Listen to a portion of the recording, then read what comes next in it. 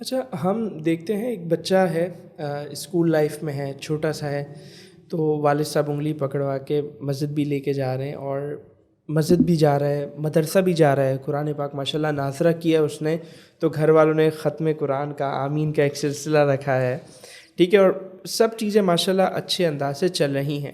لیکن یہاں بچے کی اسکول لائف اینڈ ہوتی ہے، یہاں اس کا مدرسے سے ایک تعلق ٹوٹتا ہے ناظرہ پڑھ کے، اور یہاں وہ کالج یا یونیورسٹی کی دہلیز پہ پہنچتا ہے اور اس کا پورا جو ایک رنگ ہے وہ تبدیل ہو جاتا ہے. ابھی وہ کیا تھا اور اب وہ کیا ہو گیا. چھوٹا تھا تو وہ والد صاحب کے ساتھ مسجد جا رہا تھا، 10 سال تک، 5 سال تک، 4 سال تک لگاتار جاتا رہا. لیکن اب کالج اور یونیورسٹی لائف میں آیا ہے تو نمازوں کی کوئی فکر نہیں، اور بالکل اس کا حلیہ اور ساری چیزیں چینج ہو گئی. یہ اتنا بڑا انقلاب، یہ اتنی بڑی تبدیلی کیسے ہو جاتی ہے حالانکہ سب چیزیں چل رہی ہیں پیچھے سے؟ حافظ صاحب، معاملہ یہ ہے، ہمارے یہاں دونوں طرح کے لوگ پائے جاتے ہیں. میرے گھر ٹی وی اس وقت بھی نہیں تھا جب میں چھوٹا تھا. صحیح. بیچ میں کچھ عرصے آیا، پھر غائب ہو گیا. آج میرے گھر میں ٹی وی نہیں ہے. مجھے ایک بہت بڑا سوشل دباؤ کا سامنا کرنا پڑا کہ آپ کے گھر ٹی وی نہیں ہے، ٹی وی بہت ضروری ہے اور آپ کو بہت ساری باتیں پتہ چلتی ہیں، اور ایسا ہے اور ویسا ہے، چنی ہے چنا ہے. لیکن آپ یقین جانیں، اس ٹی وی کے نہ ہونے سے میں بہت عافیت محسوس کرتا ہوں. میرے بچے بہت عافیت اور سکون میں رہتے ہیں. میں نے کوشش کی، یعنی گھر میں کبھی ٹی وی نہیں آیا آپ نہیں کے؟ آیا، ماشاء اللہ. نہیں. کسی زمانے میں کچھ ٹائم کے لیے رہا بھی، لیکن میں یہ کہتا ہوں بلکہ اس کو یوں ہی رکھیں کہ یہ ٹی وی جو ہے وہ آپ کے لیے مسائل کا سبب بنے گا.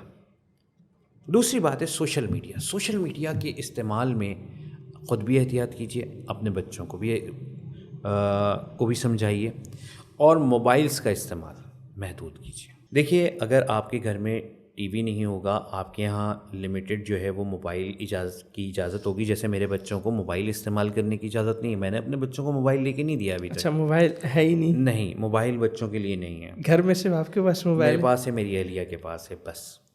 اور بچوں کی ایج کیا ہے؟ بچوں کی ایج یہ ہے کہ میری بڑی بیٹی گریجویشن میں ہے. اچھا. عالمہ بن رہی ہیں، 5ویں سال میں ماشاء ہے، اللہ. اور انشاءاللہ بس اس منتھ ان کی شادی بھی ہے. ماشاء اللہ. تو بچے بڑے ہیں، اور اب ایسا تک موبائل نہیں موبائل آیا؟ نہیں دیا ان کو. سر یہ پکی بات ہے. بالکل پکی بات ہے یہ اسے ہم کیا کہیں گے، کرامت یا کیا کہیں گے اسے ہم؟ نہیں، اچھا، یہ ایک ہوا. یہ موبائل اگر استعمال کرنا ہے، یقیناً کرونا آیا اور اس کے بعد جو ہے وہ آپ کی لیسن پلاننگ اور سب کچھ جو ہے وہ آپ کے موبائل پہ آنے لگا. تو وہ مسز کے موبائل پہ اسکول سے چیزیں آ جاتی تھیں کہ یہ ہے، اور وہیں پہ وہ سارا وہ دیکھتے تھے بچے. الگ سے ان کا کوئی پرسنل موبائل نہیں تھا اور اس کی اجازت نہیں تھی. لیپ ٹاپ بھی وہ یوز کریں گے، لاؤنج میں کریں گے، سب کے سامنے کریں گے، دن میں کریں گے، رات میں نہیں ہوگا.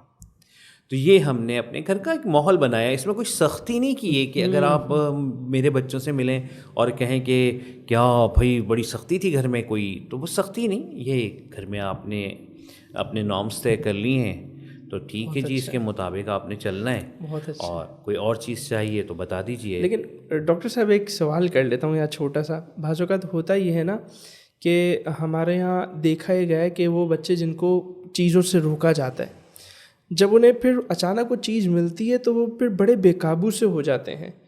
یا اگر چلیں وہ چیز نہیں بھی ملتی تو مثال کے طور پہ باہر تو نکل ہی رہا ہے نا بچہ، کہیں جا کے بیٹھا دوستوں کے ساتھ، کالج میں گیا یا یونیورسٹی گیا، مدرسے گیا، تو وہاں دوسروں کے پاس وہ چیز ہے تو ان کے ساتھ وہ پھر وہ بہت زیادہ انگیج ہو جاتا ہے، اور پتہ لگ رہا ہوتا ہے کہ یار اس کے پاس اس چیز کی کمی ہے.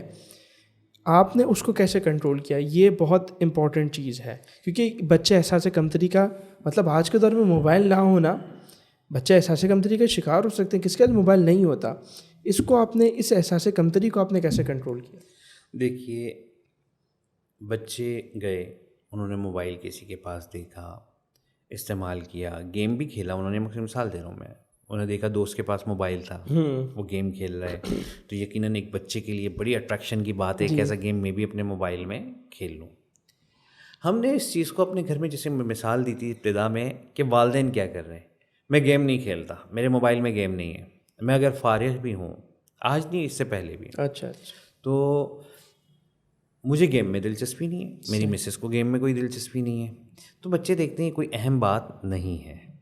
اچھا باہر سے سیکھ کے کوئی آیا، اس نے کہا کہ یہ گیم مثال کے طور پہ مما کے موبائل میں انسٹال کر لیا، کھیل لیا، تو اول تو بچوں یہ ہو سکتا ہے، میں اس سے انکار نہیں کر رہا، لیکن موبائل جو ہے وہ ماں کے پاس ہی ہے، موبائل جو ہے وہ باپ کے پاس ہی ہے، انہی سے لے کر استعمال کرنا ہے، کر لیجیے، یہ لیجیے، آپ اپنی سامنے بیٹھ کے انہیں یوز کرنے دیجیے، بالکل ایک دم پابندی تو آپ نہیں لگا سکتے تھے، بالکل آپ اس طرح سے کیجیے.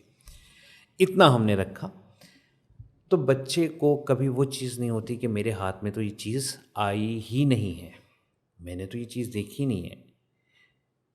مجھے بہرحال یہ پرابلم فیس نہیں کرنی پڑی، اچھا الحمد اچھا، للہ. الحمد للہ الحمد للہ.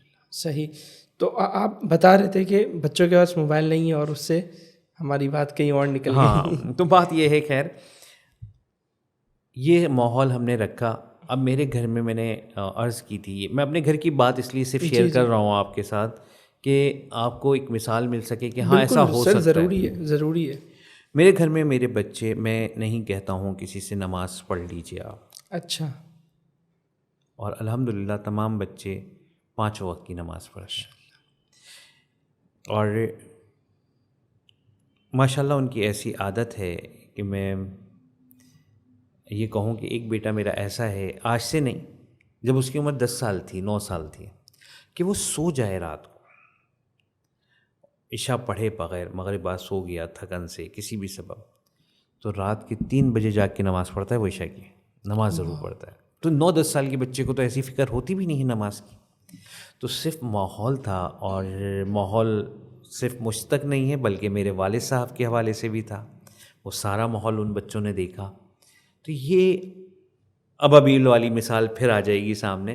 تو یونیورسٹی اور کالج میں جانے کے بعد اگر آپ کے گھر کا ماحول اچھا ہے، وہ آؤٹ نہیں ہوگا. اگر ماحول اچھا نہیں ہے، آپ صرف اسے زبردستی مسجد لے جاتے رہیں، تو آپ ایک پریکٹس کرتے رہیں، اس سے تو زیادہ فرق نہیں پڑے گا.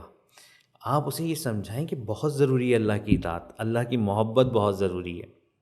ایک سیشن میں ہم تھے تو ایک خاتون نے سوال کیا کہ اللہ تعالیٰ کا خوف، ڈر کیسے دلائیں بچے کو کہ وہ ڈرے اللہ سے.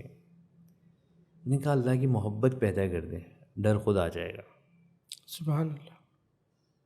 اگر آپ اللہ کی محبت پیدا کرتے ہیں تو ڈر آ جائے گا.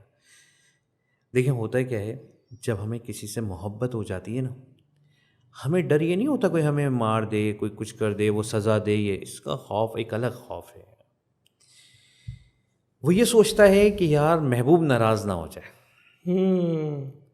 یہ خوف جو ہوتا ہے نا، ہوتا ہے. اللہ اللہ، کیا کہنے.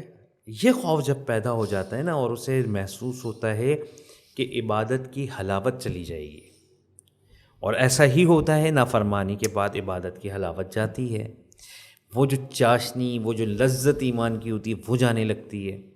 تو اس خوف یہ سبب وہ اللہ کو نہیں چھوڑتا. حضرت خشیت الہی کا، خوف خدا کا یہ مفہوم اور اسے اس طرح سوچنا، یہ میں نے فرسٹ ٹائم سنا ہے.